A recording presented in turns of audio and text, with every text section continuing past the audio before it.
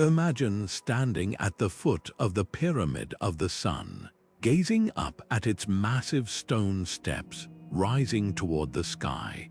This ancient marvel, part of the sprawling city of Teotihuacan, has stood silent for over 1,000 years, a monument to a people whose names we don't even know. Who were the builders of this breathtaking city, and why did they disappear without a trace, leaving behind only these towering pyramids, intricate murals, and a legacy shrouded in mystery?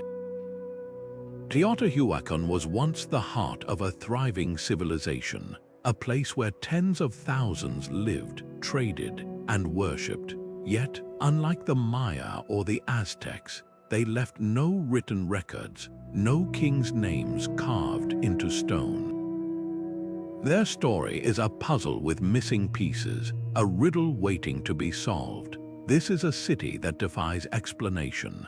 At its peak, Teotihuacan was one of the largest cities in the world, a bustling metropolis with grand temples, sprawling plazas, and advanced engineering that still astounds archaeologists today. But then, seemingly overnight, it was abandoned. The streets emptied, the fires went out, the people vanished. What could have caused such a dramatic collapse? Was it war, famine, a revolt against the rulers, or something even more unexpected? For decades, researchers have pieced together clues, from buried skeletons to hidden tunnels beneath the pyramids, each discovery raising new questions about the fate of this enigmatic civilization. Today, we're going on a journey deep into the heart of this mystery. We'll explore the latest archaeological finds, the most compelling theories, and the cutting-edge science helping us decode the secrets of Teotihuacan. From the possibility of a catastrophic uprising to evidence of climate change destabilizing their world, we'll uncover what might have brought this great city to its knees. Along the way, we'll meet the modern-day detectives, archaeologists, historians, and scientists racing to solve one of history's greatest vanishing acts. So come with us as we step into the shadows of the past, unraveling the story of the builders who created a masterpiece and then disappeared without a trace. Picture this: a city so vast and magnificent that visitors from across Mesoamerica would have gasped at its grandeur. By the year 200, Teotihuacan had already transformed from a small settlement into a thriving urban giant, its streets pulsing with life. The Pyramid of the Sun, towering over 200 feet high, anchored the city's sacred heart, its shadow stretching across the meticulously planned grid of temples, plazas, and apartment compounds. Along the Avenue of the Dead, a central boulevard lined with smaller pyramids and platforms, priests and traders moved through clouds of incense, while artisans crafted exquisite pottery and obsidian tools in workshops humming with activity. This wasn't just a city, it was a masterpiece of engineering, a testament to human ambition. But what truly set Teotihuacan apart was its reach. Jade from Guatemala, seashells from the Gulf Coast, and vibrant feathers from tropical rainforests all found their way here, proof of a trade network spanning thousands of miles. Murals depicting gods and rituals adorned the walls of elite residences, their vivid colors hinting at a complex spiritual life. Yet, unlike other Mesoamerican powers, Teotihuacan left no portraits of boastful kings or conquests carved in stone. Instead, its power seemed to radiate through something more subtle, an economic and cultural influence so strong that distant cities imitated its art, architecture, and even its city planning. Some scholars believe it wasn't just a city, but the center of an empire ruling through ideology rather than brute force. Then there's the mystery of its people. Over 100,000 called Teotihuacan home, a melting pot of ethnic groups living in tightly packed apartment complexes, each neighborhood with its own identity. The city's layout suggests a society organized with remarkable precision, possibly even a form of collective governance. But for all its achievements, Teotihuacan's golden age wouldn't last. By the year 600, something shifted. The fires in the temples burned low, the workshops fell silent, and the unanswered question lingers: how could a civilization this advanced, this dominant, simply walk away from everything they built? The clues lie buried in the ashes, waiting to tell their story. The builders of Teotihuacan left behind towering pyramids and breathtaking murals, yet they left no names, no king lists, no chronicles of their triumphs. While the Maya carved their rulers' exploits into stone stelae, and the Aztecs later recorded their history in codices, Teotihuacan's creators remain eerily silent. Who were these master architects, these artists and engineers who shaped one of the ancient world's most awe-inspiring cities? Archaeologists sifting through the ruins have found tantalizing hints. Murals depicting figures with distinct facial features, some wearing headdresses unlike any seen in other Mesoamerican cultures. Pottery styles shift dramatically from one neighborhood to another, suggesting a city where diverse groups lived side by side, each bringing their own traditions. This wasn't just one people, but a mosaic of cultures. Isotope analysis of skeletons reveals that many residents grew up far from Teotihuacan, hailing from regions like Oaxaca or the Gulf Coast. Some scholars believe the city may have functioned as a kind of ancient melting pot, drawing in migrants with promises of opportunity, a place where traders, artisans, and farmers from across Mesoamerica could thrive under a shared vision. Yet without written records, we're left to interpret their world through fragments.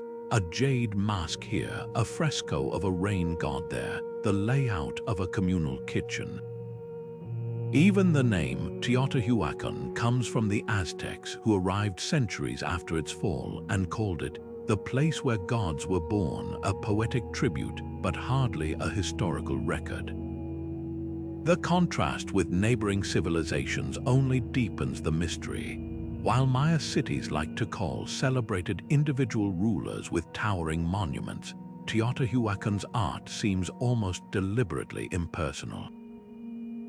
No grand statues of kings, no boasts of military conquests. Instead, we see symbols, the feathered serpent, the storm deity, repeating geometric patterns that may have held sacred meaning.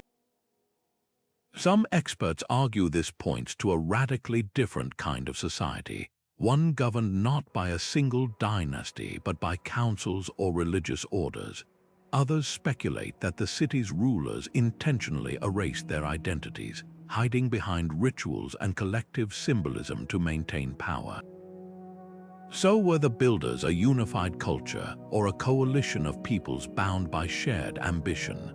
The evidence leans toward the latter, a cosmopolitan hub where different languages echoed through the streets, where traditions blended into something entirely new. But this only makes their disappearance more puzzling. If Teotihuacan was such a vibrant crossroads, what could have shattered its foundations?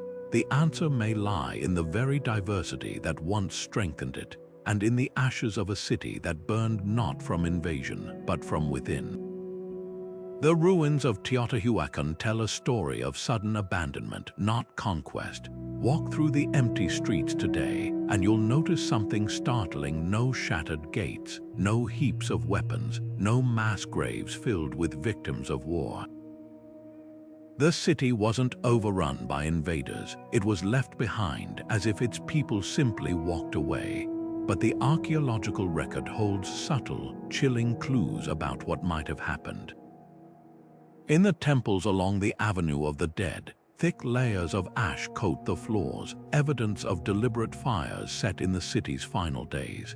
These weren't accidental blazes. Key structures, including palaces and elite residences, were systematically burned. Some walls still bear scorch marks, their vibrant murals blackened by flames. Was this the work of angry citizens rising against their rulers, or a ritual act, a symbolic cleansing as the city's spiritual leaders tried to ward off catastrophe. Then there's the eerie quiet in the ground. Excavations have turned up no evidence of a violent end, no mass burials, no skeletons with weapon wounds. Instead, researchers have found something far more telling: traces of desperation. Isotope analysis of bones reveals that in Teotihuacan's final century, diets changed dramatically. Once rich meals heavy with meat and maize gave way to starvation rations, wild plants, small game, even cactus pads, foods of last resort. The city's once thriving trade network seemed to have collapsed, cutting off supplies of jade, obsidian, and other luxuries. Starvation may not have killed Teotihuacan outright, but it likely weakened the social fabric, turning neighbor against neighbor. But the most haunting discovery lies beneath the Pyramid of the Feathered Serpent. There, archaeologists uncovered a tunnel sealed for centuries, filled with offerings but also with evidence of a sudden, frantic act. Ritual objects were placed haphazardly, as if in a hurry, before the passage was sealed with rubble. This wasn't a careful ceremony, it was a race against time. Couple this with climate data from lake sediments, and a clearer picture emerges. Tree rings and soil samples show the region suffered prolonged droughts during Teotihuacan's decline. Crops failed, reservoirs dried up, and the city's carefully managed water systems may have become useless. So what doomed Teotihuacan? Not a single disaster, but a cascade of crises. A changing climate strained resources, trade routes faltered, and hunger eroded trust in the city's leaders. The burning of temples suggests a final, violent rejection of the old order, a society tearing itself apart from within. Yet even in collapse, the builders left one last mystery. Why did they take such care to conceal some sacred spaces, as if hoping to return? The answer may lie not in the ashes but in the land itself, a warning written in drought and dust, waiting centuries to be understood. The land around Teotihuacan tells a silent story of catastrophe, one written in dried-up lake beds and layers of volcanic ash. Recent studies of sediment cores from nearby Lake Texcoco reveal a chilling pattern. Decades of relentless drought gripping the region right as the city began its steep decline. These weren't just seasonal dry spells, but punishing megadroughts that could have lasted generations, evaporating water supplies, withering crops, and turning fertile fields to dust. For a city of over 100,000 people, entirely dependent on agriculture, this would have been a death sentence in slow motion. Yet Teotihuacan wasn't helpless against nature's whims. Archaeologists have uncovered an astonishing network of canals, reservoirs, and even underground irrigation tunnels called chinampas, early raised field farming systems that once turned the arid landscape into a breadbasket. These engineering feats prove the builders understood their fragile environment. So why did these systems fail? One theory points to overpopulation. As the city swelled, forests were cleared for fuel and construction, accelerating soil erosion. Crop yields may have plummeted as exhausted farmland lost its fertility, leaving the water systems to strain under unsustainable demand. Add a volcanic eruption. Ash deposits from a 6th century Popocatépetl explosion have been found in the city's ruins, and the perfect storm emerges, a civilization choking on its own success. The real tragedy lies in the timing. Just as Teotihuacan's people needed unity, the droughts likely deepened social fractures. Grain stores would have dwindled, reserves meant for lean years emptied too soon. Elites hoarding resources in temples could have sparked fury among starving crowds. Imagine the desperation priests performing rain rituals as the skies stayed pitilessly clear, engineers frantically digging deeper wells only to hit dry earth.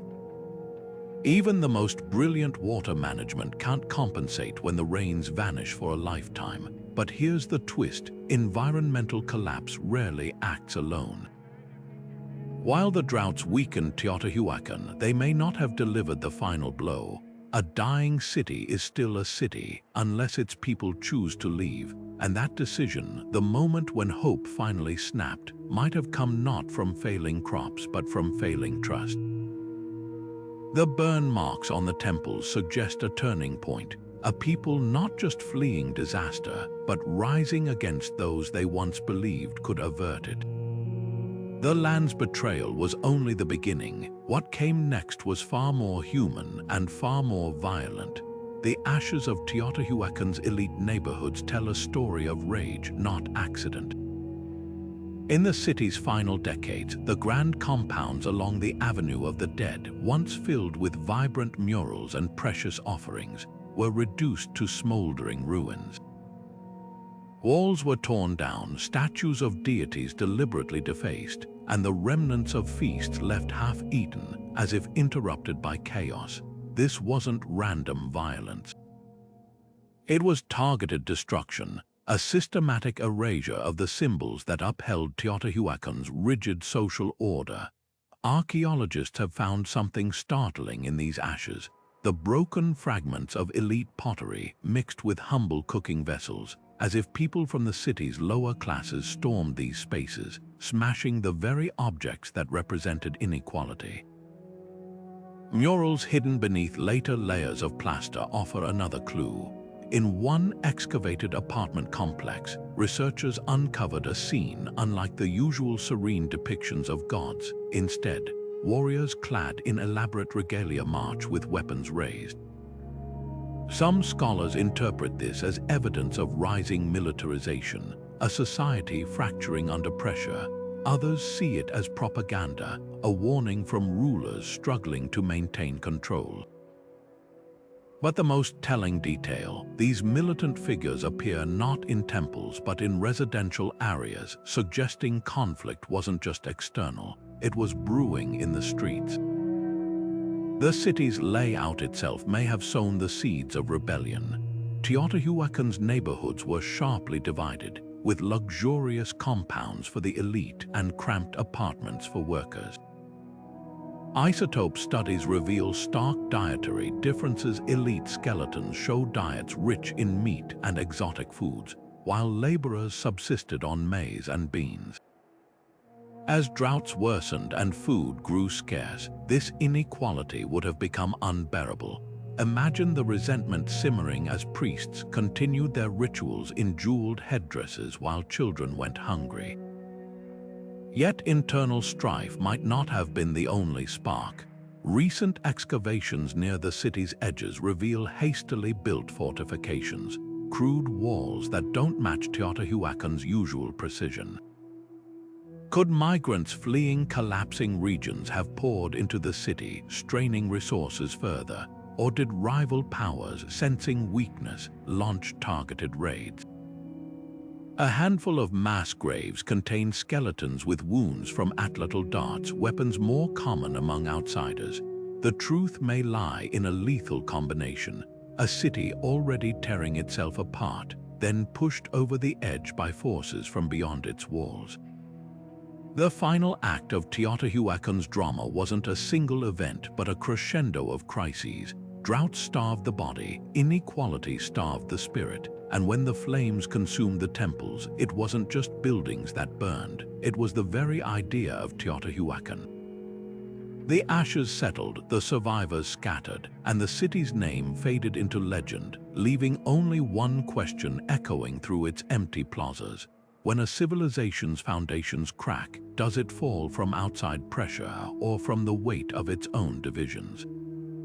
Could foreign invaders have played a role in Teotihuacan's downfall? Some archaeologists point to the sudden appearance of artifacts linked to distant cultures, ceramic styles from the Gulf Coast, weapons resembling those of the Toltecs, even architectural elements echoing traditions from the Maya highlands. These finds cluster in the city's final decades like scattered puzzle pieces hinting at a dramatic shift. But were these objects brought by conquerors or traders? The evidence is tantalizingly ambiguous. In one excavated workshop, craftsmen suddenly began producing spearheads in a style foreign to Teotihuacan, yet there's no layer of destruction to suggest a violent takeover. Instead, these artifacts appear alongside local goods, as if new ideas were being absorbed rather than imposed. Then there's the mystery of the Toltecs, a later civilization that claimed Teotihuacan as their spiritual ancestor, yet whose warriors might have walked these streets centuries earlier. Murals from the city's decline show warriors in distinctive feathered costumes, some bearing clubs studded with obsidian blades, weapons eerily similar to those later wielded by Toltec armies. But here's the twist: these figures aren't depicted attacking the city. They stand alongside Teotihuacan's own elites, as if part of an alliance or mercenary force. Could external groups have been invited in during the city's crisis, only to accelerate its unraveling? The most compelling clues come from the edges of the city. Near the old marketplace, archaeologists uncovered a mass burial, not of slaughtered residents, but of young men with healed battle wounds, their bones mingled with arrowheads from distant regions. Isotope analysis revealed many weren't locals. Were they defenders hired to protect a failing city, or invaders who met resistance? The answer might lie in what's missing. Unlike other Mesoamerican collapses, there's no evidence of a triumphant new culture rising from Teotihuacan's ashes, just a slow fading, as if the city's heart stopped beating long before its people left. This leads us to the quietest, most haunting chapter of all. Not a dramatic fall, but a gradual emptying. Streets once bustling with traders became pathways for scavengers picking through abandoned homes. Temples crumbled not from siege engines, but from decades of wind and rain. The story of Teotihuacan's end isn't written in fire and blood, it's etched in dust, in the silent spaces between footsteps that never returned. And that emptiness raises the most profound question of all. Why would a people walk away from everything they built, leaving only echoes behind? The ruins of Teotihuacan whisper a surprising truth. This wasn't a city that fell in a single dramatic collapse, but one that faded like a slow sunset. Archaeologists tracing the layers of occupation have found something unexpected: the signs of a deliberate, drawn-out departure. In some neighborhoods, doorways were carefully sealed with rubble, as if residents meant to return. In others, grand stone blocks from temples were hauled away to build humble houses, repurposed by those who remained. The Pyramid of the Moon shows signs of ritual activity centuries after the city's peak, its steps still worn by pilgrim feet long after the markets fell silent. This wasn't an overnight abandonment, it was a reluctant farewell stretched across generations. The evidence suggests a stark divide in who left first. Elite compounds near the ceremonial core show the clearest signs of abrupt desertion, precious objects left behind in hidden niches, murals half-painted, as if the ruling class vanished mid-task. Meanwhile, working-class districts reveal a slower decline.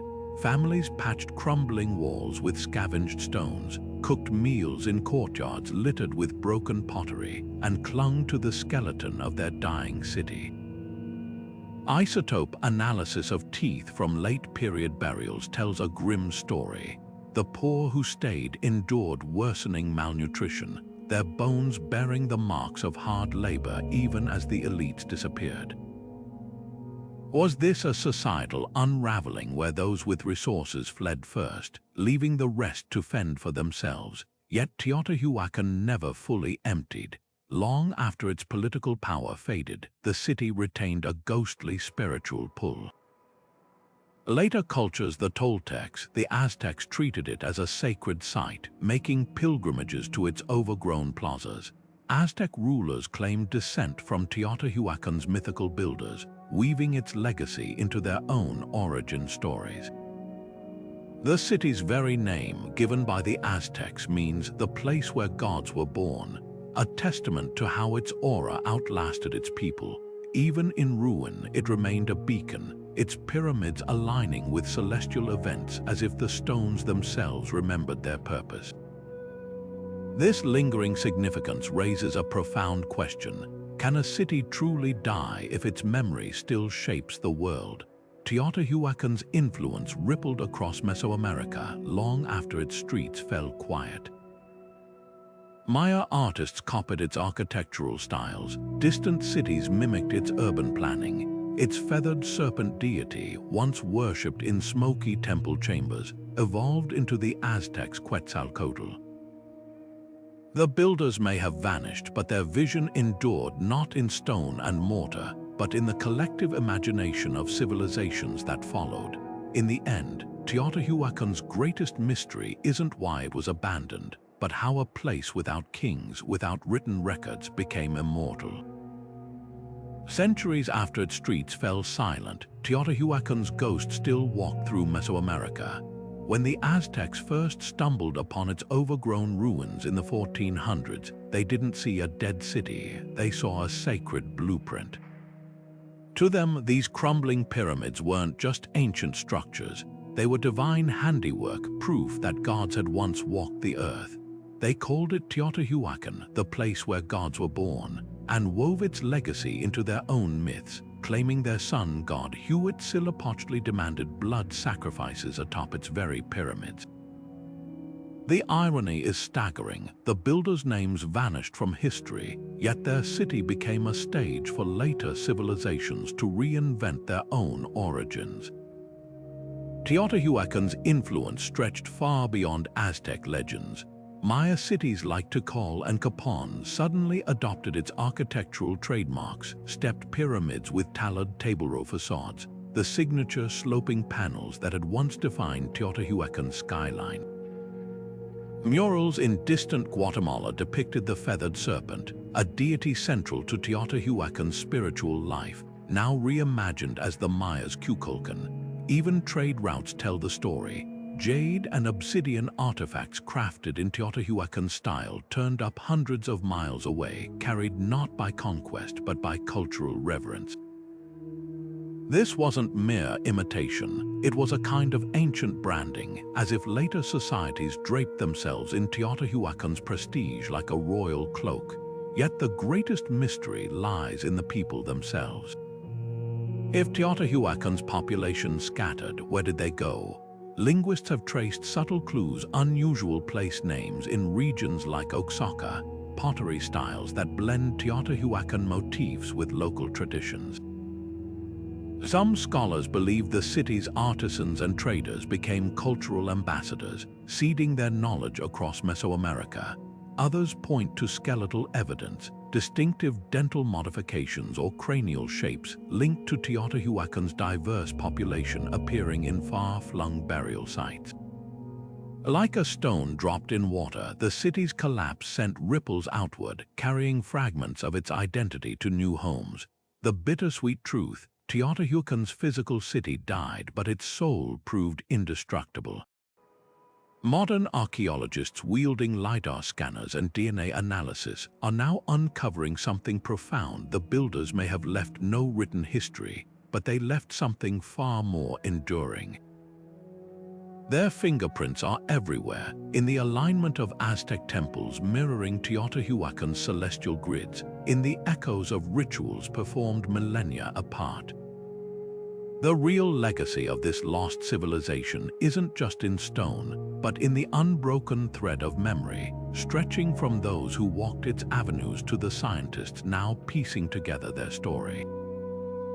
And perhaps that's the final irony, a people who vanished so completely that even their name was forgotten, yet whose vision shaped the world long after they were gone.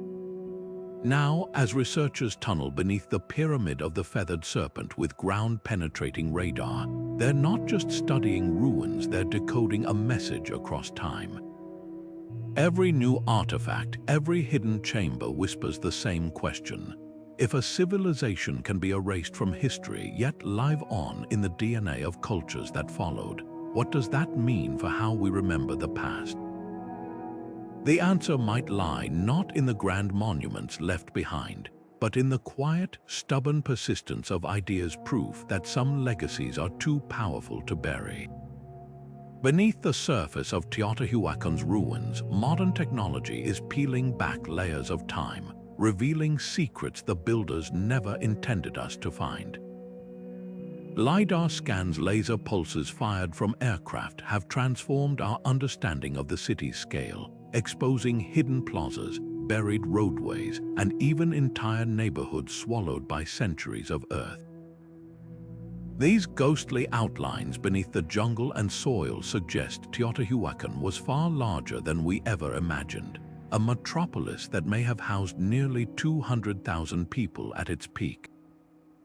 But the most astonishing discoveries lie deeper still. Ground-penetrating radar has mapped a labyrinth of tunnels snaking beneath the pyramid of the feathered serpent, their walls lined with shimmering pyrite dust to mimic the stars of the underworld.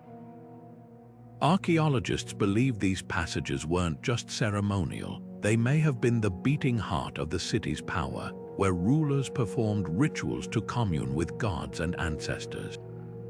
Inside these tunnels, offerings tell a story of both devotion and desperation. Mercury pools, rare jade figurines, and the skeletons of sacred animals, even a trove of carved seashells from distant coasts, were placed with meticulous care. But in the deepest chambers, the arrangement grows chaotic. Ritual objects appear hastily stacked, as if ceremonies were rushed or interrupted.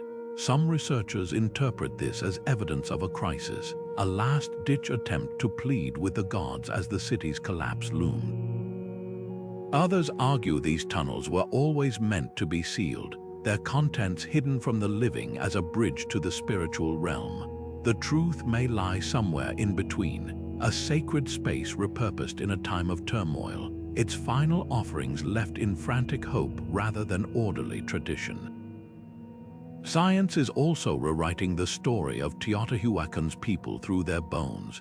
DNA extracted from skeletons buried beneath apartment compounds reveals a genetic tapestry as complex as the city itself. Some families lived in the same neighborhoods for generations, their ancestry deeply rooted in the valley. Others show origins hundreds of miles away: Oaxaca, the Maya lowlands, even the arid north. Isotope analysis of teeth confirms these journeys, tracing childhood diets from distant regions. Yet despite their diverse origins, many shared burial customs and even physical traits, suggesting a society that blended cultures without erasing them. This genetic mosaic challenges old assumptions about conquest and dominance. Teotihuacan may have thrived not by force, but by absorbing the strengths of those it attracted. But the most poignant clues come from the city's final years. Skeletons from the collapse period show signs of malnutrition and disease, yet also healed fractures and ritual modifications, proof that even in crisis, people clung to identity. Some graves contain heirlooms from far-off homelands, as if migrants kept tokens of their past while building new lives. Others hold infants cradled in the arms of adults unrelated by blood, hinting at adoptions or communal care in desperate times. These intimate details paint a picture not of a faceless civilization, but of individuals making choices under unimaginable pressure. Now, these discoveries collide with ancient myths. Aztec legends describe Teotihuacan as the birthplace of the fifth sun, where gods sacrificed themselves to set the cosmos in motion. Modern excavations reveal eerie parallels: mass burials near the pyramids, some with hands bound, others arranged in symbolic patterns. Were these victims of apocalyptic rituals or evidence of a darker final chapter? The line between myth and history blurs here, as science uncovers truths that echo the very stories later cultures told about this enigmatic place. What emerges isn't just a revised timeline of collapse, but a profound realization. Teotihuacan's builders may have vanished, but their legacy was never truly lost. It simmered in the stories of those who came after, waiting for technology to reveal the bones beneath the legend. The Aztecs gazed upon Teotihuacan's ruins with awe, not as archaeologists piecing together history, but as storytellers witnessing the stage where gods once walked. Their legends describe a cosmic drama unfolding on these very stones, the birth of the fifth sun. According to their myths, the world had been destroyed and reborn 4 times before. At Teotihuacan, the gods gathered in darkness to decide who would leap into a sacred fire, sacrificing themselves to become the new sun. 2 deities stepped forward, the proud Tecuhtlicatl and the humble Nanahuatzin. When the proud god hesitated, Nanahuatzin plunged into the flames without hesitation, emerging as the radiant sun. The other gods, shamed by their inaction, then sacrificed themselves to give the sun movement, their blood becoming the stars. To the Aztecs, those towering pyramids weren't just ruins. They were the very spot where creation restarted, where divine courage lit the sky. But how much of this epic tale reflects real history? Archaeologists have uncovered eerie parallels. Beneath the Pyramid of the Sun lies a natural cave possibly seen by the Aztecs as a portal to the underworld, fitting their myth of gods emerging from darkness. Nearby, mass burials contain bound skeletons, some arranged in circles as if mimicking celestial patterns. Could these be echoes of ancient sacrifices, twisted into legend over centuries? The Aztec account even mentions a god transforming into the moon, and curiously, Teotihuacan's moon pyramid aligns perfectly with the sun pyramid to create a celestial duality during equinoxes. These overlaps suggest oral traditions might preserve fragments of the builders' rituals, layered with later interpretations, yet the myths also distort. The Aztecs reimagined Teotihuacan as a purely sacred space, ignoring its vibrant urban life. Their tales speak only of gods, never the multicultural masses who lived there. Modern excavations reveal a city of immigrants and merchants, not just priests, a reality lost in the Aztec symbolic retelling. Even the name, Fifth Sun, hints at this selective memory. The builders themselves likely saw time as cyclical, but their precise cosmology remains unknown. The Aztec version, written 1,000 years later, reflects their own world, more than Teotihuacan's. This raises a tantalizing question. Can myths act as fractured mirrors, reflecting distorted glimpses of truth? Some scholars point to the feathered serpent deity, known to the Aztecs as Quetzalcoatl. Murals at Teotihuacan depict a strikingly similar figure centuries earlier, suggesting the legend's roots lie in the city's spiritual life. Even the sacrifice narrative finds shadows in the archaeological record, traces of ceremonial offerings buried beneath pyramids, their meaning long forgotten but their solemnity preserved. Perhaps the Aztec myths, for all their embellishment, hold faint fingerprints of the builders' beliefs, passed down through generations like a whispered game of telephone across the ages. Now, as scholars sift through these layers of memory and fact, a new debate emerges. Did Teotihuacan's collapse itself inspire the Aztecs' apocalyptic imagery? The city's abandonment, its silent streets and scorched temples, might have seemed like the end of a world to those who came after. In this light, the Fifth Sun myth takes on haunting new meaning, not just a creation story, but a warning about civilizations rising and falling like celestial cycles. As we turn from legend to modern theories, one thing becomes clear: the line between myth and history is as fluid as the shadows stretching across Teotihuacan's pyramids at dusk. What we call archaeology, the Aztecs called prophecy, and somewhere in between lies the truth about the builders who vanished, leaving only stories carved in starlight. When it comes to Teotihuacan's mysterious collapse, archaeologists are divided into 2 main camps: those who point to environmental disaster and those who argue for social upheaval. On one side, researchers cite sediment cores from nearby lakes showing decades of brutal drought, while others highlight the burned temples and shattered elite artifacts as proof of rebellion. The environmental camp has compelling data. Tree rings reveal prolonged dry spells, and soil samples show crop yields plummeted just as the city began its decline. But the social collapse theorists counter with equally striking evidence. The deliberate destruction of symbols of power suggests a population pushed to the brink, turning on their rulers in a final, violent reckoning. Then there are the fringe theories, each with its own tantalizing, if shaky, evidence. Some scholars propose a devastating epidemic, pointing to mass graves with unusually high numbers of young adults. Others speculate about celestial events, noting that Teotihuacan's alignment with certain stars might have held apocalyptic significance for its people. A handful even suggest internal sabotage rival factions within the city's diverse population, undermining its stability. Yet these ideas often rely on circumstantial clues. Without written records, every theory becomes a puzzle with half the pieces missing. What makes this debate so fascinating is how modern biases shape interpretations. Researchers who lived through periods of social revolution might see Teotihuacan's burned temples as evidence of class warfare, while those focused on climate change today emphasize environmental parallels. Even the tools we use, like LiDAR scans revealing hidden structures, can steer narratives toward grand collapse theories, overshadowing quieter, slower causes. It's a reminder that history isn't just discovered, it's constructed layer by layer through the lens of those who study it. So where does the truth lie?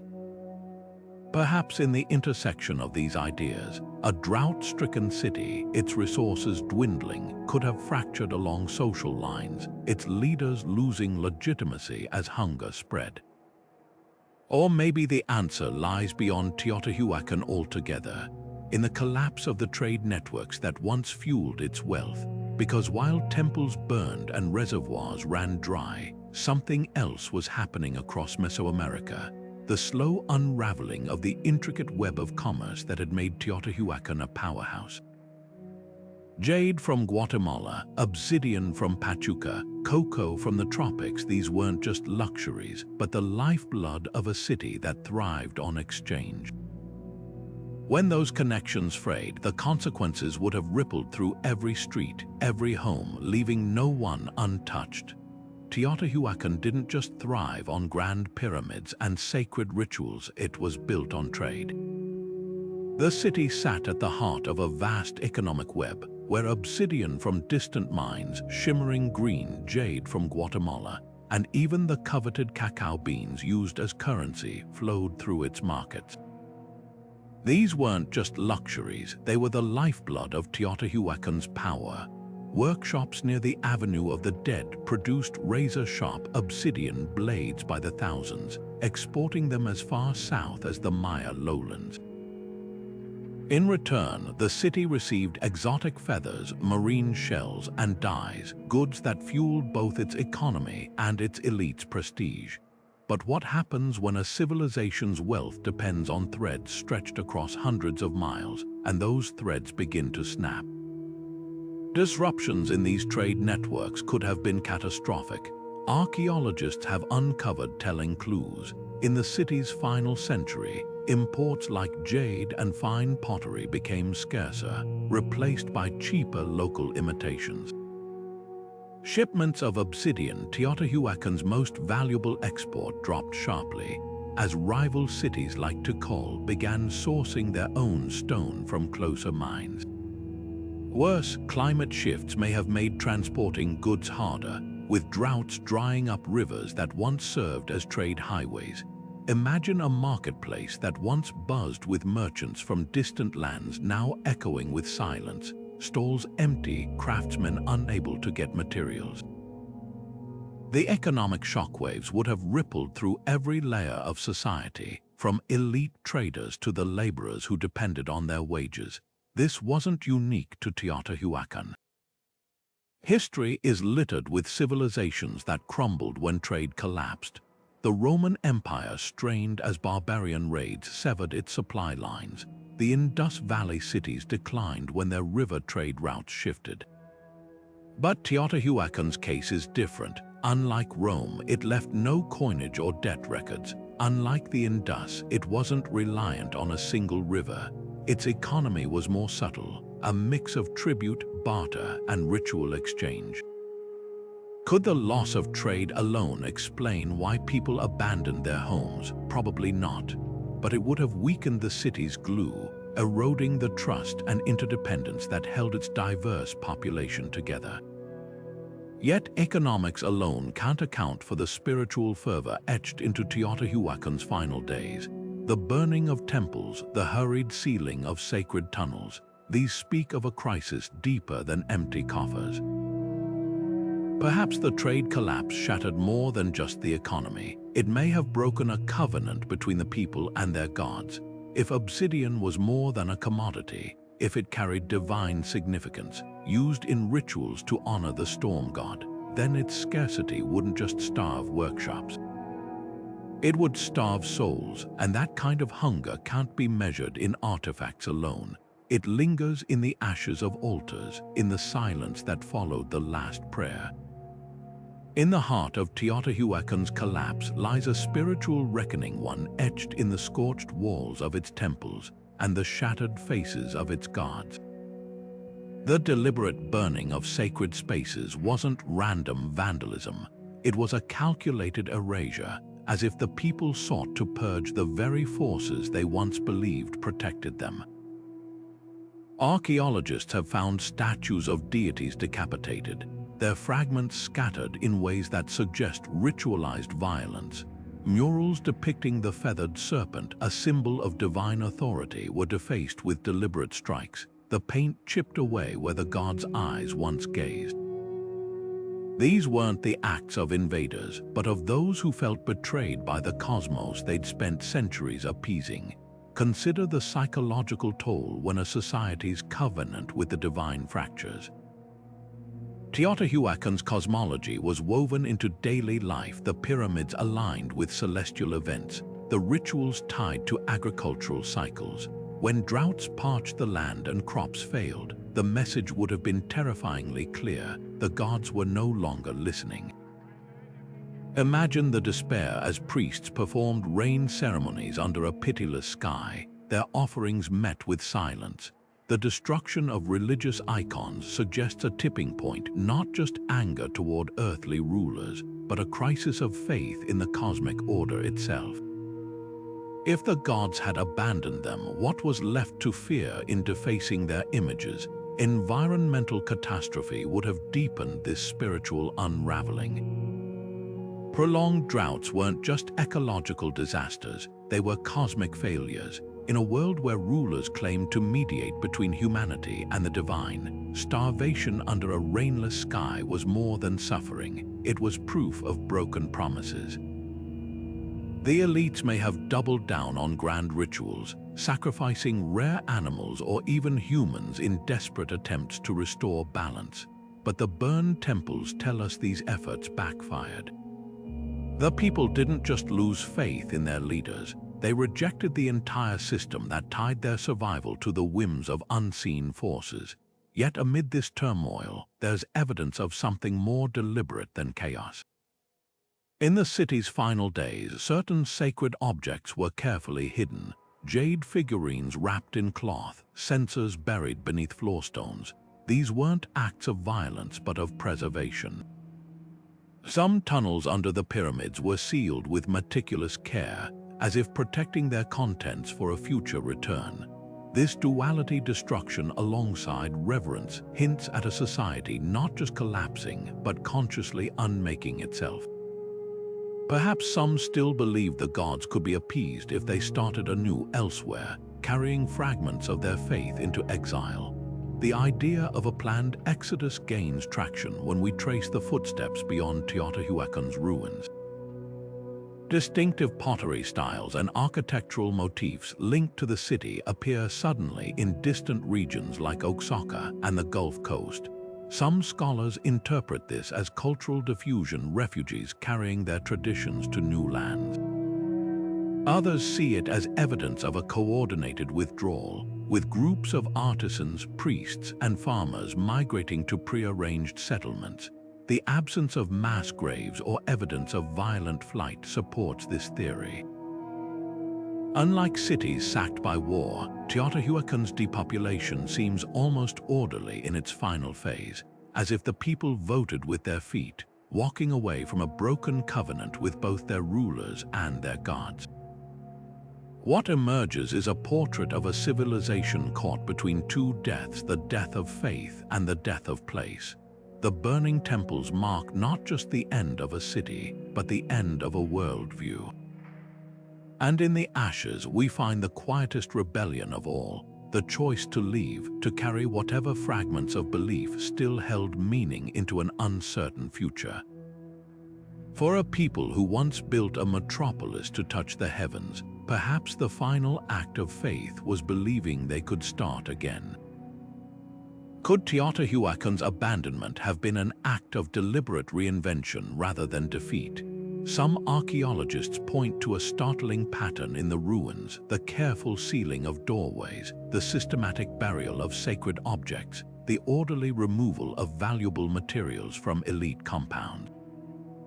These aren't the chaotic traces of panicked flight, but the measured steps of people closing one chapter to begin another. Similar practices appear across Mesoamerica. The Maya ritually killed abandoned temples by smashing incense burners, while the Zapotecs in Oaxaca filled doorways with rubble as if ceremonially sealing their past. Was Teotihuacan's departure part of this ancient tradition, a conscious uncoupling from a place whose spiritual power had turned toxic? The evidence tilts toward intentionality. Excavations in the city's outer neighborhoods reveal homes emptied of valuables but left structurally intact, no signs of looting or violent expulsion. In the ceremonial core, precious greenstone and obsidian artifacts were buried in caches, arranged with ritual precision. Most telling are the tunnels beneath the pyramid of the feathered serpent, where workers painstakingly hauled thousands of tons of rubble to block passageways, leaving behind offerings of mercury and pyrite as if locking away sacred knowledge for future generations. These weren't acts of desperation. They followed a cultural script seen from Monte Alban to the Patain, the ceremonial closure of a living space. But why leave so few traces of where they went? Unlike the Maya collapse, where inscriptions track royal lineages fleeing to new cities, Teotihuacan's diaspora seems virtually invisible. The answer may lie in their unique social fabric. Without cults of personality or dynastic records, their dispersal wouldn't have left the same paper trail.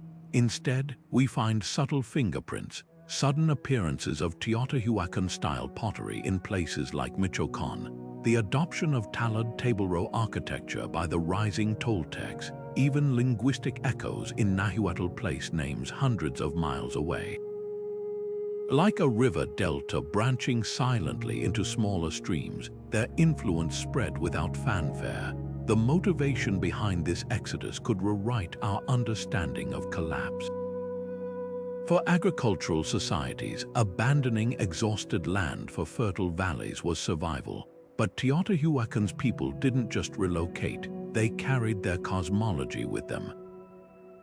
The feathered serpent deity resurfaces centuries later in Colula's murals. Their urban planning principles echo in Aztec Tenochtitlan. This suggests something more profound than environmental adaptation, a spiritual migration, as if the city's sacred fire needed to be rekindled elsewhere when the original site became ritually charged beyond bearing. Yet the land wasn't left empty. Long after the main population departed, scattered groups clung to Teotihuacan's bones. Farmers repurposed temple stones for terraces, pilgrims left offerings at crumbling shrines, and later cultures like the Aztecs treated the ruins as a hallowed relic. This afterlife complicates the neat narrative of total abandonment.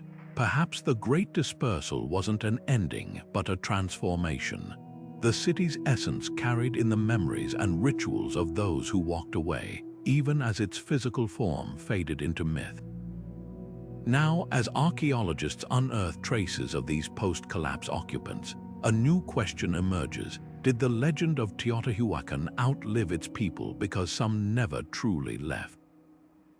The answer may lie in the layers of occupation that followed, not as a fallen capital, but as a living monument to whatever truths its builders could not bear to take with them. Long after the last builders walked away, Teotihuacan's ruins whispered to those who came later. The Aztecs weren't the first to rediscover this ghost city centuries before their rise. Other groups had already moved into its skeletal remains. Archaeologists sifting through collapsed apartment compounds have found something unexpected. Crude hearths dug into ancient floors, makeshift walls built from fallen stones, and simple pottery that doesn't match the city's golden age. These weren't conquerors or pilgrims, but ordinary people turning a sacred ruin into a practical home. Imagine families cooking meals where priests once chanted, children playing in courtyards that had echoed with ritual processions. The grandeur of Teotihuacan meant nothing to them. Its towering pyramids were just part of the landscape, as unremarkable as hills or trees. Yet the Aztecs brought something different, not just occupation but reverence. When they arrived in the 1400s, they treated the ruins as a sacred text written in stone. Digging beneath the Pyramid of the Sun, archaeologists uncovered Aztec offerings, ceramic vessels, jade beads, even a sacrificed jaguar buried atop much older Teotihuacan layers. To the Aztecs, these weren't just old buildings, they were proof of a mythic past, a place where gods had shaped the cosmos. The irony is profound. The very people who built Teotihuacan had vanished from memory, yet their creations became altars for a civilization that couldn't even name them. This layered occupation creates a puzzle for researchers. Every Aztec offering, every squatter's hearth disturbs the original context, mixing timelines like pages from different books glued together. A beautiful Teotihuacan mural might lie beneath centuries of soot from later cooking fires. An elite burial could be cut through by an Aztec drainage ditch. These intrusions aren't just inconveniences, they're clues to how ruins live on after their makers are gone. The most telling finds are the accidental imitations. Aztec potters trying to recreate Teotihuacan's elegant tripod vessels without understanding their ritual purpose, or builders mimicking the tallad table row facade style while erecting temples to entirely different gods. Did any echo of the original builders survive in local memory? Among the later occupants, the Totonac people claimed ancestral ties to Teotihuacan, though their stories blurred history with legend. One account describes a council of wise elders fleeing the city's collapse, carrying sacred knowledge southward. Another speaks of a great migration led by a priest king who could summon rain, a possible garbled memory of the droughts that crippled the city. But these tales, recorded centuries after the fact, are like whispers passed down too many times. The truth they might contain is buried under layers of myth. Now, science offers a way to peel back those layers. While artifacts tell us how later cultures reused Teotihuacan, climate data reveals why the city became a ruin in the first place. Sediment cores from nearby lakes show rainfall patterns collapsing right as the city's population dwindled. Pollen samples reveal maize cultivation plummeting, replaced by drought-resistant weeds. These silent witnesses, trapped in mud for over 1,000 years, paint a stark picture of an environment pushed past its limits. Yet climate alone doesn't explain everything. The same data shows the region eventually recovered, rains returning to water empty fields.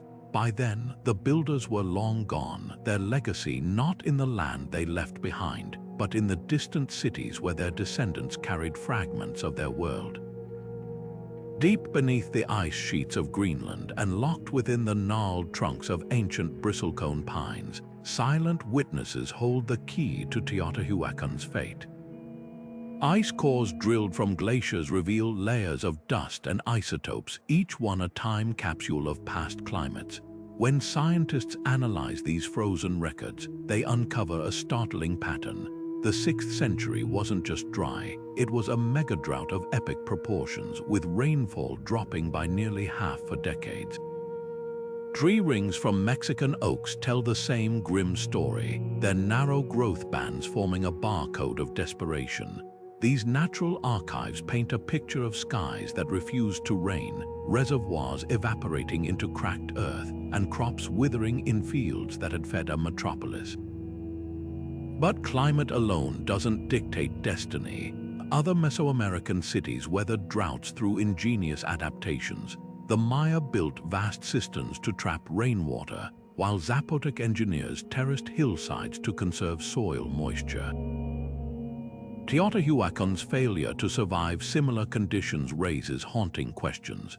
Recent soil studies from the city's outskirts show something disturbing: layers of eroded sediment, evidence that deforestation and overfarming had stripped the land bare long before the drought's peak. The very engineering that made the city thrive, canals diverting rivers, fields intensively planted, may have backfired when the climate shifted. Like a candle burning at both ends, Teotihuacan's grandeur came at a cost, an ecological debt that nature eventually called in. Yet the starkest evidence lies in the bones of Teotihuacan's people. Isotope analysis of skeletons from the collapse period shows not just malnutrition, but cyclical starvation, periods of acute crisis where the body consumed its own muscle tissue. Children's teeth bear horizontal grooves called hypoplasias, markers of repeated famines. Contrast this with drought-resistant cultures like the Hohokam of the American Southwest, who survived arid conditions by diversifying crops and migrating seasonally. Teotihuacan's rigid urban footprint, its dependence on centralized grain stores and fixed water systems, left no room for such flexibility. When the rains failed, the city's brilliance became its prison. The cruelest twist: some neighborhoods adapted better than others. Elite compounds show continued access to exotic foods like turkey and deer, while working-class burials reveal diets shrinking to cactus and weeds. This inequality may have been the final fracture, a city already straining under environmental collapse, now divided between those who hoarded and those who starved. Modern climate models suggest the megadroughts weren't permanent. They came in waves, with occasional reprieves that could have offered hope. But by then, trust in the system had likely evaporated faster than the reservoirs. The stones of Teotihuacan still whisper the lesson. A civilization's fall isn't written by climate alone, but by how its people and their leaders choose to respond when the earth turns against them. Teotihuacan's grandeur was also its Achilles heel, a city so meticulously planned, so tightly packed with people and power, that it left no room for error. Walk its grid today, and you'll notice something striking. Every street, every canal, every apartment complex aligns with mathematical precision, radiating from the avenue of the dead like spokes on a wheel. This wasn't just urban design, it was a statement of control, a civilization bending the landscape to its will, but that very order may have sealed its fate. With over 100,000 residents crammed into just 8 square miles, Teotihuacan was one of the most densely populated cities of the ancient world, a tinderbox waiting for a spark. Unlike other Mesoamerican centers, Teotihuacan lacked defensive walls or natural fortifications. The Maya built their cities atop rugged hills, the Zapotecs fortified Monte Albán with steep terraces, yet Teotihuacan sprawled across an open valley, its pyramids visible for miles. This wasn't an oversight, it was a declaration. The city's power lay in its visibility, its accessibility to traders and pilgrims, but when crisis came, that openness became a liability. Compare this to contemporary cities like Tikal, which weathered droughts behind reservoirs and palisades, or Cantona, where labyrinthine streets slowed invaders. Teotihuacan's design assumed perpetual stability, a bet that eventually failed. Centralization amplified the risk. Grain stores, water systems, even craft production were concentrated in elite-controlled districts. When archaeologists mapped the city's infrastructure, they found something telling. Nearly all major canals fed first into temple complexes and elite residences before reaching the outer neighborhoods. In good times, this ensured the ruling class's dominance, but when droughts hit, it became a death sentence.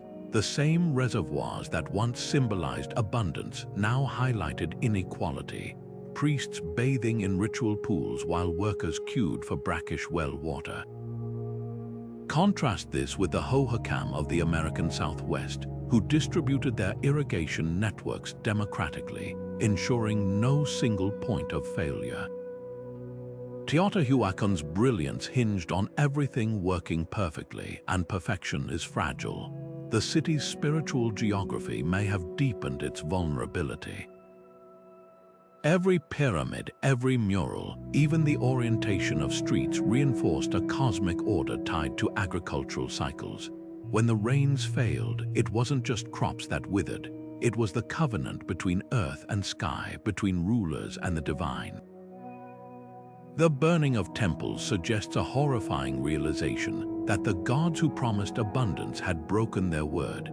In this light, the destruction wasn't just pragmatic, it was symbolic, a ritual unmasking. The people didn't merely abandon their homes, they dismantled the very ideology that built them, leaving behind a stage with its props shattered and its script burned. Yet in this act of defiance lies a paradox. By tearing down the symbols of their world, the builders ensured its essence would endure. The Aztecs, centuries later, would mistake their ruins for a divine blueprint, proving that even a city's destruction can become a kind of immortality. The stones of Teotihuacan whisper a warning. Civilizations often crumble not despite their greatness, but because of it. The act of burning a temple wasn't just destruction, it was a sacred ritual woven into the fabric of Mesoamerican belief. Across ancient Mexico, from the Zapotecs to the Maya, we find evidence of deliberate fires set in holy spaces, not as acts of vandalism, but as profound ceremonies of renewal. At Teotihuacan, the scorched floors of elite compounds and the shattered remains of deity statues follow this same pattern. These weren't random outbursts of violence, they were calculated acts, perhaps even performed by the city's own priests. In Mesoamerican cosmology, creation and destruction were two sides of the same force, like the sun, dying each evening only to be reborn at dawn. The Aztecs later codified this idea in their myth of the five suns, where each world age ended in cataclysm to make way for the next. Could Teotihuacan's builders have seen their cities collapse not as an ending, but as a necessary sacrifice to cosmic order? The clues lie in how carefully certain objects were treated even as others burned.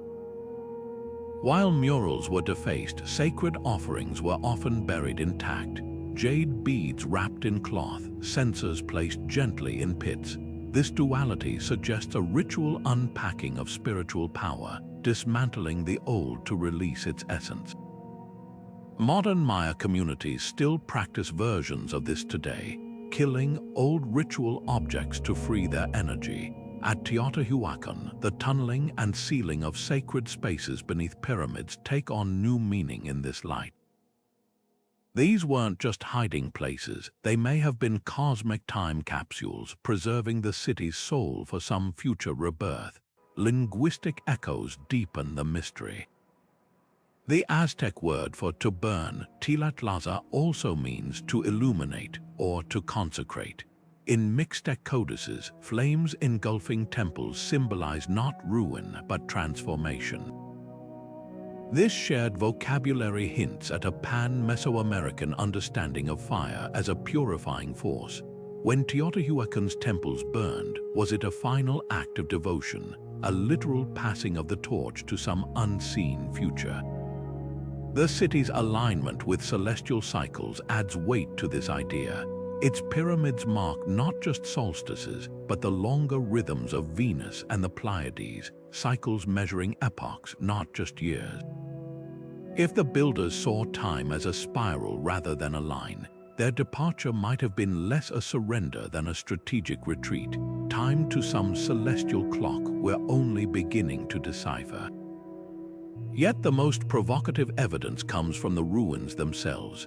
In the temple precincts, archaeologists found layers of ash containing charred seeds, maize, amaranth, and cacao, mixed with fragments of musical instruments. This wasn't the debris of panic, it was the remnants of a final feast, a ceremonial last meal before the fires were lit. Nearby, the skeletons of scarlet macaws, birds sacred across Mesoamerica for their ties to the sun, lay arranged in circles as if mid-ritual. These details paint a haunting picture, not a city collapsing in chaos, but one preparing for its own metamorphosis. The question lingers, did Teotihuacan's people orchestrate their city's end as deliberately as they built it? If so, their silence wasn't an accident, it was the point.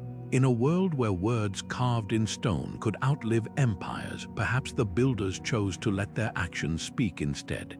The careful fires, the sealed tunnels, the offerings left like breadcrumbs for gods or future generations to follow.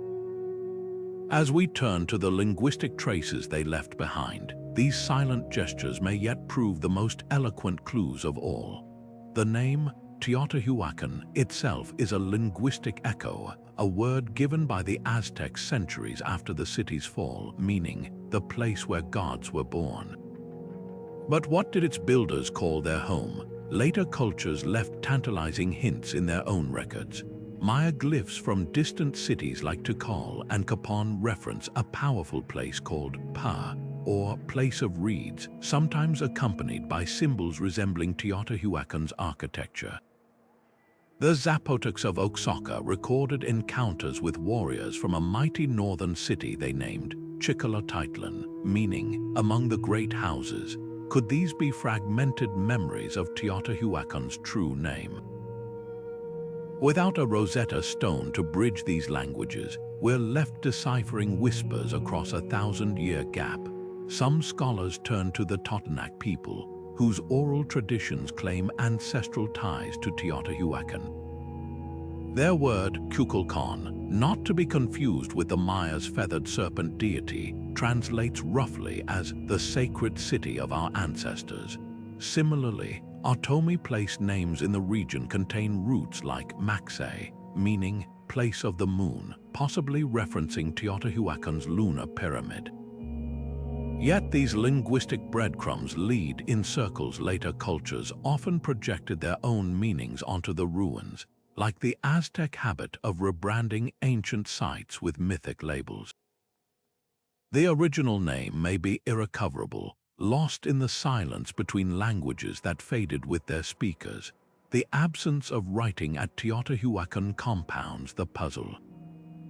While the Maya carved detailed histories into stone, Teotihuacan's builders left only abstract symbols, a feathered serpent here, a storm god's mask there, with no clear phonetic value. Some researchers argue these aren't mere decorations but a proto-writing system, akin to the Zapotecs' early glyphs. A handful of murals show figures holding scrolls, suggesting knowledge may have been recorded on perishable materials like bark paper. If so, humidity and time have erased these potential books, leaving only the stones to speak. Language loss deepens the tragedy. When Teotihuacan's people dispersed, they likely took their speech with them, words for their gods, their rituals, even the mundane details of daily life. Modern attempts to reconstruct their tongue rely on shaky ground.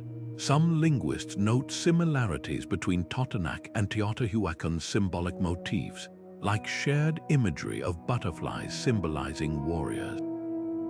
Others point to Atomi's unusual sentence structure as a possible relic of an older substrate language, but these theories remain speculative, like trying to reassemble a shattered vase when half the pieces are dust. The silence extends to warfare. Later Aztec accounts describe Teotihuacan's fall as a divine battle, with gods clashing in the heavens, but the archaeological record tells a subtler story. Weapons found in the city's final layers, obsidian-bladed clubs, spear tips show where patterns suggesting ritual use rather than mass combat. A single mass grave near the Pyramid of the Moon contains bound skeletons, but whether they were sacrificed prisoners or executed elites remains debated. The real violence may have been quieter, trade routes severed, alliances fractured, a slow strangulation rather than a single fatal blow, yet hints of conflict linger in the art. Murals from the city's decline depict warriors in jaguar pelts carrying atlatls, their faces obscured by helmets anonymous, almost ghostly. Unlike Maya art celebrating named conquerors, these figures lack individuality, as if Teotihuacan's final battles were fought not for glory but survival. The most haunting detail, some are shown not attacking but walking away, their backs turned to the city they once defended. In their silent departure, we may finally glimpse the truth, not a cataclysmic war, but a people voting with their feet, abandoning a broken covenant between earth and sky. The weapons buried in Teotihuacan soil tell a confusing story. Excavations have uncovered obsidian spear points and razor-sharp blades, tools that could gut a man, yet they're often found stacked neatly in workshops, not scattered across battlefields. Some show wear from ritual use, their edges dulled from ceremonial cuts rather than combat. Even the city's so-called fortifications raise questions. A crude wall discovered near the outskirts lacks the scale of true defensive architecture, more like a hurried barrier thrown up in panic than a planned military perimeter. And the skeletons, while a few exhibit healed fractures, there's no mass grave filled with the cleaved skulls and arrow-pierced ribs that scream war. This absence of violence is itself a kind of evidence, as if the city's end came not from outside invasion, but from something far quieter. Yet the murals paint a different picture. In the ruins of a merchant's compound, vibrant frescoes depict rows of warriors clad in jaguar pelts, their spears raised in unison. Another shows a procession of armored figures wearing bird helmets, their faces obscured like ancient special forces. These aren't the generic deities of Teotihuacan's golden age. They're soldiers rendered with startling realism. The contradiction is jarring. A city that left no physical proof of large-scale battles, but whose walls celebrated militarism. Some scholars argue this was propaganda, a show of strength to deter enemies as internal crises mounted. Others see it as proof of a shadow war, not against foreign armies, but against the city's own unraveling order. Then there's Collula, Teotihuacan's rising rival to the southeast. Around the time of Teotihuacan's decline, Collula's Great Pyramid began expanding, its layers swallowing up older structures in a show of newfound power. Pottery styles once imitating Teotihuacan's elegance suddenly developed their own flair, as if shaking off cultural influence. Most telling are the weapon caches found near Collula's outskirts, atlatl darts with distinctive tips matching those in Teotihuacan's final era murals.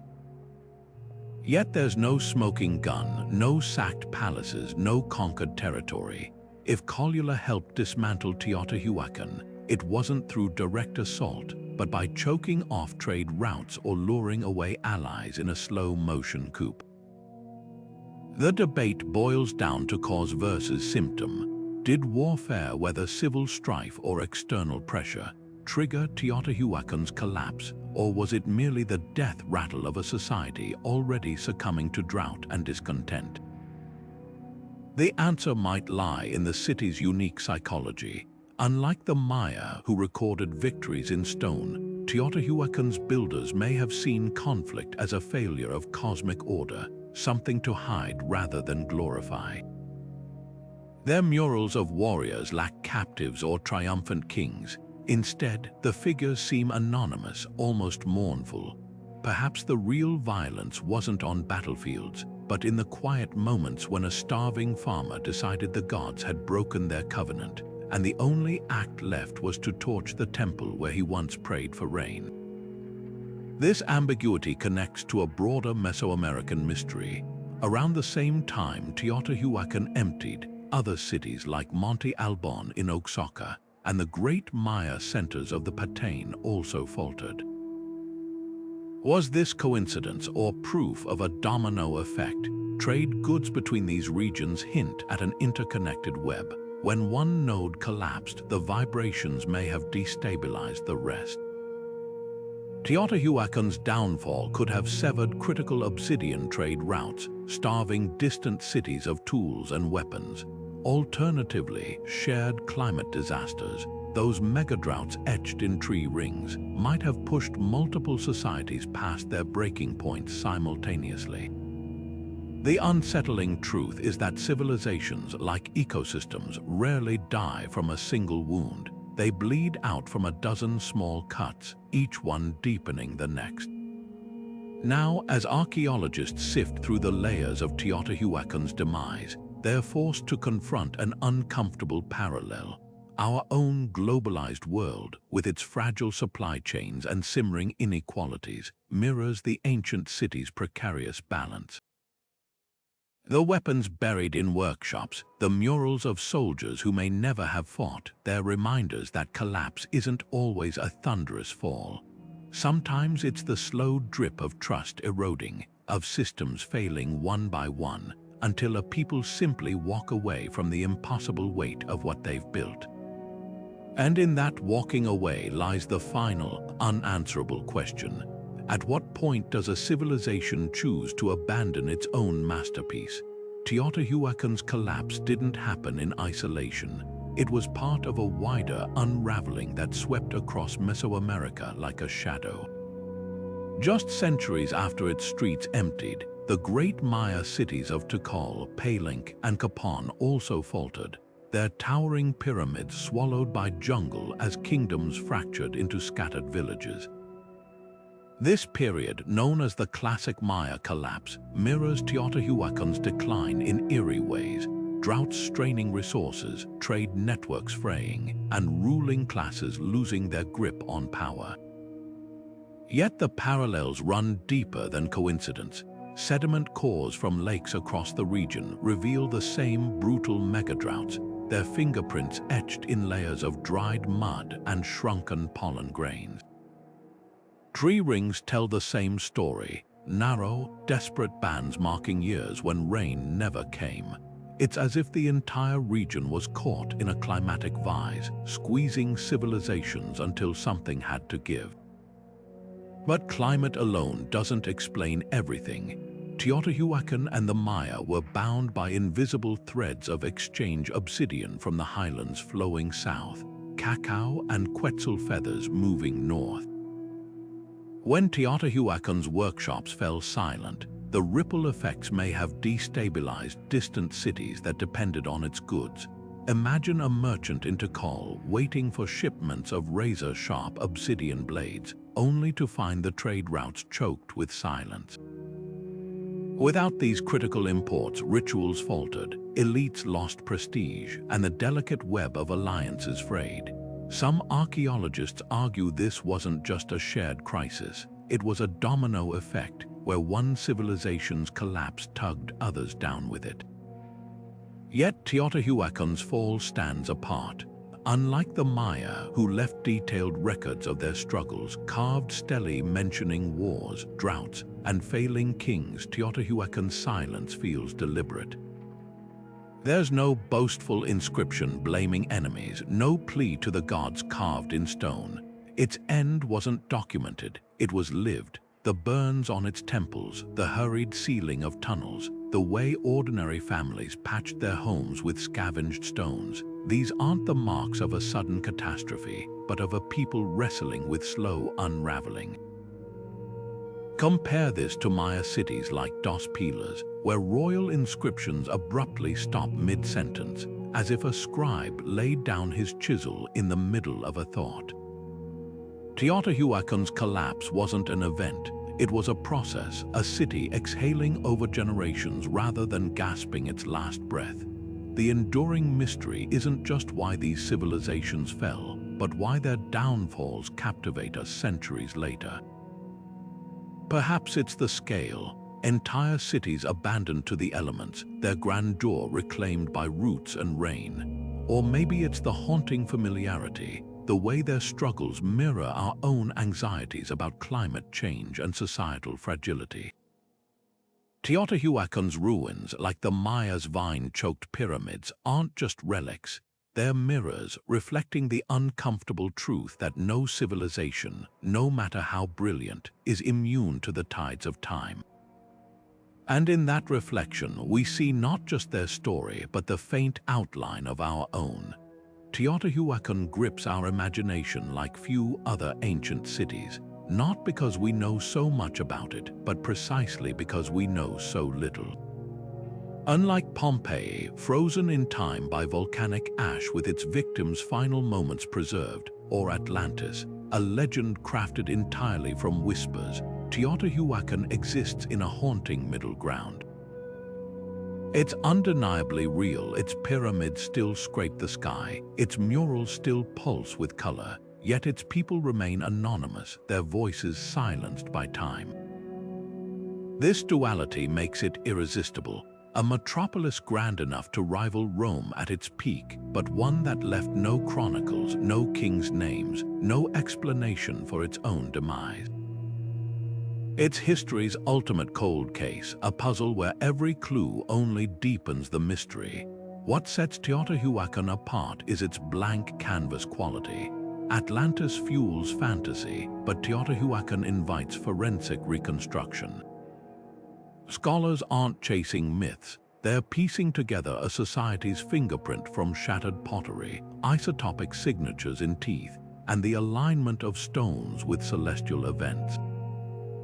The city's anonymity becomes a mirror. We project our own questions onto its empty plazas.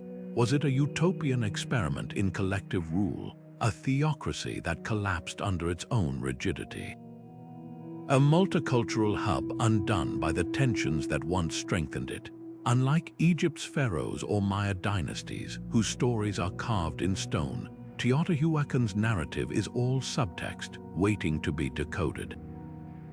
This taps into something primal in the human psyche, our need to solve, to honor, to reclaim the forgotten. When archaeologists uncover a child's skeleton clutching a jade figurine, or a mural of a goddess whose name we'll never know, it's more than academic curiosity. It's an act of remembrance, a refusal to let the anonymous builders vanish entirely. The city's very silence amplifies its emotional weight. Walking the avenue of the dead, you don't just see ruins, you feel the ghost of ambition, the ache of a civilization that reached for the stars only to dissolve into dust. Yet Teotihuacan's greatest gift might be its unfinished story. While Pompeii's tale feels complete, a single catastrophic day, Teotihuacan's remains an open question, inviting each generation to reinterpret it. LiDAR scans reveal hidden tunnels, genetic analysis traces the diaspora of its people, art historians decode symbols that once seemed indecipherable. The city isn't just a relic, it's a conversation, one that's far from over. As we turn to the future of Teotihuacan's secrets, the most thrilling possibility isn't just uncovering answers, but discovering how much we've yet to ask. The secrets of Teotihuacan are still emerging from the earth, and the next decade promises breakthroughs that could rewrite history. Archaeologists armed with cutting-edge tools are preparing to explore untouched chambers beneath the Pyramid of the Feathered Serpent, where ground-penetrating radar has revealed a hidden network of tunnels branching like veins beneath the city. These passages, some sealed for over 15 centuries, may hold ritual offerings or even royal tombs, the kind of finds that could finally put names to the faceless builders. Meanwhile, teams are mapping the surrounding valley with drones equipped with hyperspectral imaging, uncovering buried structures that hint at suburbs stretching far beyond the known city limits. Every new scan peels back another layer, revealing a metropolis even more vast and complex than we imagined. But with these discoveries come tough questions. How do we balance the hunger for knowledge with the duty to preserve? Teotihuacan's fragile murals flake at the touch, and the acidic breath of millions of visitors threatens its stones. Some scientists advocate for virtual archaeology, using 3D laser scanning to create digital twins of the site, allowing research without physical intrusion. Others argue that critical clues like DNA in buried bones or pollen trapped in ancient plaster can't be studied through screens alone. The debate mirrors those at sites like Pompeii or Machu Picchu. When does curiosity become exploitation? One compromise gaining traction is targeted excavation, only digging where erosion or construction forces action, letting the rest lie undisturbed for future technologies we can't yet envision. What makes this moment extraordinary is how democratized the search has become. Citizen scientists can now pore over satellite imagery from home, tagging potential ruins for professionals to investigate. Geneticists crowdsourcing DNA samples from modern Mexican volunteers have already traced surprising ancestral links back to Teotihuacan's diverse neighborhoods. Even the tools of discovery are evolving. Portable X-ray devices can analyze pigments in murals without scraping a single fleck, while AI algorithms reconstruct shattered pottery like digital puzzles. The irony is delicious. The same technology that connects us globally may finally decode a civilization that thrived on connection, its trade routes knitting together ancient Mesoamerica. Yet for all our gadgets, some truths may remain stubbornly out of reach.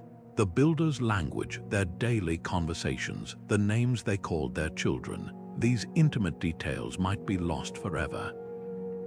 But the bigger picture is coming into focus. Each season's dig adds another brushstroke, a migrant family buried with shells from their coastal homeland, a workshop where artisans from different cultures blended styles, a water system that failed catastrophically. Slowly, the anonymous builders are stepping out of the shadows, not as mythical god-kings, but as people who faced challenges eerily like our own climate shifts, social fractures, the struggle to sustain greatness. The story of Teotihuacan isn't ending, it's accelerating. As Mexico's government collaborates with international teams on the most ambitious dig in decades, one thing is certain: the city still has revelations to share. Maybe the next tunnel will yield a royal inscription. Maybe a scrap of preserved bark paper will bear a forgotten script. Or maybe the answer lies in the patterns we're only beginning to see. The way a civilization's resilience lingers not just in its stones, but in the echoes of its choices. The mystery persists not because the clues are missing, but because they're still being unearthed, each shard of pottery and trace of pollen whispering across centuries to remind us that history is never truly settled. It breathes, shifts, and waits for the right moment to speak. Standing before the ruins of Teotihuacan today, we're left with more questions than answers, a mosaic of possibilities, each piece compelling yet incomplete. Was it the merciless droughts recorded in the trembling rings of ancient trees that starved both crops and hope, or the social fractures etched into the scorched walls of elite compounds, where a people turned on the very systems that once sustained them?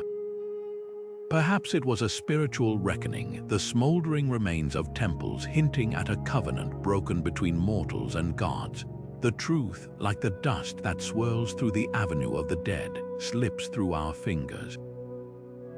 What emerges isn't a single villain, no invading army, no erupting volcano, but a symphony of collapse where environmental strain, economic unraveling, and ideological crisis played in devastating harmony. This ambiguity is Teotihuacan's final lesson, that civilizations, no matter how grand, are delicate ecosystems. The city's builders mastered astronomy, engineered water systems, and forged an empire without emperors, yet their brilliance couldn't inoculate them against the unpredictable tides of history. There's humility in that realization. Today, as we face our own climate crises and social divides, Teotihuacan whispers across the centuries, a reminder that no society is immune to the slow creep of fragility. Its ruins aren't just relics, they're a mirror, reflecting the uneasy truth that progress and stability are never guaranteed. But the story doesn't end in silence. Every shattered mural reassembled, every tunnel mapped with laser scanners, every isotope analyzed from a centuries-old tooth, these are acts of defiance against oblivion. The mystery of Teotihuacan isn't a void, it's an invitation.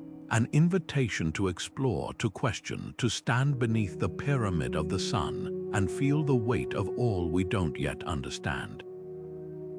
To recognize that history isn't just about answers, but about the pursuit itself, the patient piecing together of fragments, the willingness to sit with uncertainty. As the light fades over the ruins, casting long shadows from the feathered serpent's stone jaws, the city's final secret may be this: some stories are meant to remain unfinished.